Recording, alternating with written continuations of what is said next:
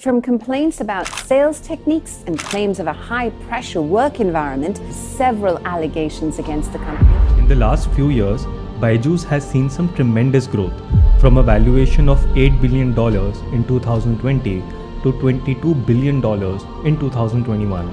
Shah Rukh Khan endorsing the company and the biggest of all, sponsoring the Indian cricket team. But when I think of Byju's, I think of all that glitters is not gold. एक बहुत ही अच्छे box में with attractive packaging this kit promises hope, bright future and overall excellence of the child. Then why wouldn't you take it? और अगर नहीं लिया then बच्चा पीछे रह जाएगा. उसे साइंस नहीं मिलेगी, उसे ह्यूमैनिटीज से काम चलाना पड़ेगा and the parents will be held responsible. And finally the kit is sold on the basis of exploiting parental insecurities, incorporating fear and exploiting financial illiteracy.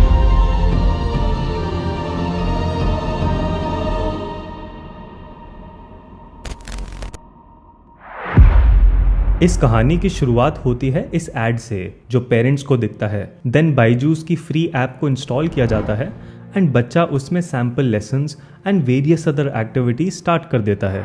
And ये एक्टिविटीज मॉनिटर की जाती हैं by a team in Bangalore. And on the basis of those activities on the app Bangalore से call जाता है एक salesman को, जिसे technically Byju's as a counsellor present करता है. देन एक face to face meeting fix की जाती है विद द पेरेंट्स, जिसे बायजूस एक काउंसलिंग सेशन बोलता है. मैंने उनसे काउंसलिंग की कॉल रखी, उन्होंने बट एक्चुअली में वो सिर्फ एक अपॉर्चुनिटी होती है टू डिलीवर सेल्स पिच. पहले तो ये दिखाया जाता है that your child is very lucky and हमने उसे ह्यूज नंबर ऑफ स्टूडेंट्स में से सेलेक्ट करा है for free counselling session and he is also eligible for scholarship. असली में ऐसा कुछ नहीं होता.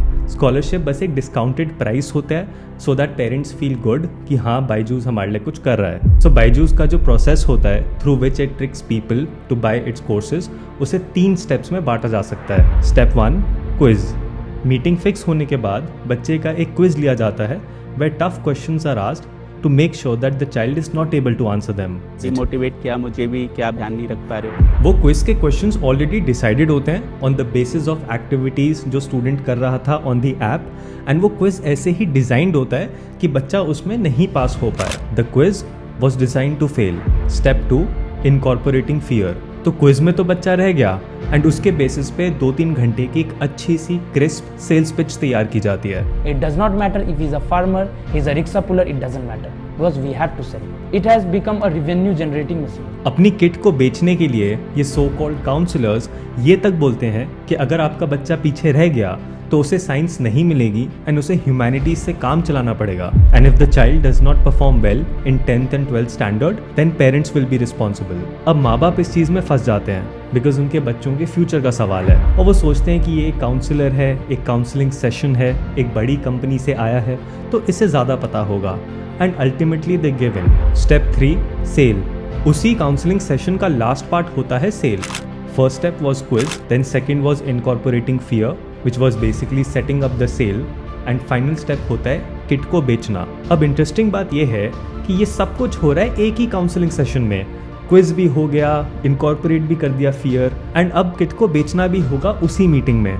भाई इतनी जल्दी क्या है? बायजूस अपने काउंसलर्स को टारगेट देता है और 15 काउंसलिंग सेशंस अ वीक का and a target of ₹2 lakh business every week. और अगर नहीं हुआ पूरा तो सारे टीम के सामने डांट पड़ती है. So basically all these counsellors are operating in sense of fear. तो उनका टारगेट होता है कि उन्हें सेल को उसी टाइम क्लोज करना है. अब पेरेंट्स ने तो गिव इन कर दिया but every family can not afford multi year subscriptions. जैसे क्लास 5th से लेके क्लास 10 तक या 12th तक का जो पूरा पैकेज होता है उसकी ओवरऑल कॉस्ट होती है 2 लाख तक की. तो इतना सारा पैसा एकदम से देना, वो भी अप फ्रंट, वो हर किसी के लिए पॉसिबल नहीं होता.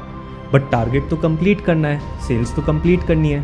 तो फिर अब क्या करें? यहाँ पे आते हैं थर्ड पार्टी लेंडर्स जो लोन प्रोवाइड करते हैं. Now the shocking part is कि पेरेंट्स को ये बताया ही नहीं जाता कि उन्हें लोन प्रोवाइड किया जा रहा है. जो ये काउंसलर है वो ये बोलता है कि आप बायजूस की किट EMI बेसिस पे ले लो if you can not afford the full amount. But actually में पेरेंट्स जो वो EMI पे कर रहे होते हैं वो EMI नहीं होती, वो लोन की रीपेमेंट होती है. इनिशियली जब लोन वर्ड को यूज किया जाता था तो पेरेंट्स इमीडिएटली मना कर देते थे. सो दे डिवाइस्ड दिस मिसलीडिंग टैक्टिक जहाँ पे ये बताते ही नहीं कि वो बायजूस की किट लोन पे ली जा रही है. पता है एक सर्वे कंडक्ट करा गया था जहाँ पे रैंडमली 100 कस्टमर्स को सेलेक्ट करके उनसे ये पूछा गया था कि आपको लोन के बारे में इंफॉर्मेशन है या नहीं है. एंड हैरत की बात यह है कि 50% लोगों को, आधे लोगों को ये तक नहीं पता था कि उनकी जो बायजूस की किट है वो लोन पे ली गई है एंड वो जो EMI पे कर रहे हैं वो EMI नहीं, वो लोन की रीपेमेंट है। उस काउंसलिंग सेशन में लोन वर्ड यूज ही नहीं किया जाता एंड यहीं पे एक्सप्लॉइट करी जाती है financial illiteracy.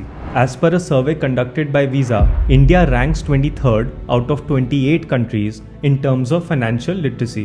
And out of every 4 Indian adults, 3 are financially illiterate. तो क्या 75% लोगों के फाइनेंशियली इलिटरेट होने की वजह से मुझे, तुम्हें या किसी और को कोई राइट तो नहीं मिलता कि हम उन्हें एक्सप्लॉइट कर सके फाइनेंशियली? एंड जो ये कंपनीज लोन देती हैं like Capital Float, Bajaj Finserv, Zest Money, इनकी पार्टनरशिप्स हैं बायजूस के साथ। पेरेंट्स बेचारे ट्रस्ट कर लेते हैं कि बायजूस से काउंसलर है, शाहरुख खान ऐड कर रहा है कंपनी की and this counsellor seems to be a well wisher, and उस ट्रस्ट के बेसिस पे वो डॉक्यूमेंट साइन कर देते हैं, नॉट नोइंग कि वो एक्चुअली EMI के डॉक्यूमेंट्स नहीं होते, वो लोन डॉक्यूमेंट्स होते हैं। एंड इस बायजूस किट का 15 डेज कैंसिलेशन पीरियड होता है कि within 15 days you can cancel the subscription and once this time period is over then you can not cancel. But parents को ये बोला जाता है that this cancellation is any time, यानी even after 15 days अगर आप अपनी subscription cancel कराना चाहते हो तो आप वो करा सकते हो, but that is not true. And इस वजह से जो पेरेंट्स अपना 15 डेज के बाद कैंसिलेशन कराना चाहते हैं उनकी सब्सक्रिप्शन कैंसिल ही नहीं होती। और जिन पेरेंट्स को पता है about this 15 days cancellation period, वो विद इन द पीरियड जब अपना कैंसिल करवाते हैं सब्सक्रिप्शन तो सामने से कोई रिस्पॉन्स ही नहीं आता, कोई फ़ोन नहीं उठाता, कोई मेल का रिप्लाई नहीं करता। And once that 15 days period is over, उसके बाद उन्हें ये बोल दिया जाता है कि अब आपका ट्रायल पीरियड ख़त्म हो चुका एंड अब आप अपनी सब्सक्रिप्शन कैंसिल नहीं करा सकते। जो लोग अननोइंगली लोन में फंस जाते हैं उनकी क्रेडिट रेटिंग खराब होती है इस वजह से, and then it becomes a problem for them when they go for other loans. Byju's के टोटल कस्टमर बेस में से 50 to 80% of the people have financed the kit through a loan and randomly 100 में से 50 लोगों को ये नहीं पता था कि लोन चल रहा है। तो सोचो कि ओवरऑल कस्टमर बेस में से कितनी बड़ी पॉपुलेशन ऐसी होगी who were doomed from the very beginning। इस वीडियो में मैंने आपको बताया the truth behind Byju's business and how it tricks people to buy its courses। And in the next video, I'll be talking about financial struggles which Byju's is going through and what are the multiple reasons for Byju's 4,500 crore loss। The world's most valuable edutech startup in so many billions pre-money valuation. All these are pointless vanity metrics. Is Byju's nearing its end? We'll see in the next video. Thanks for watching.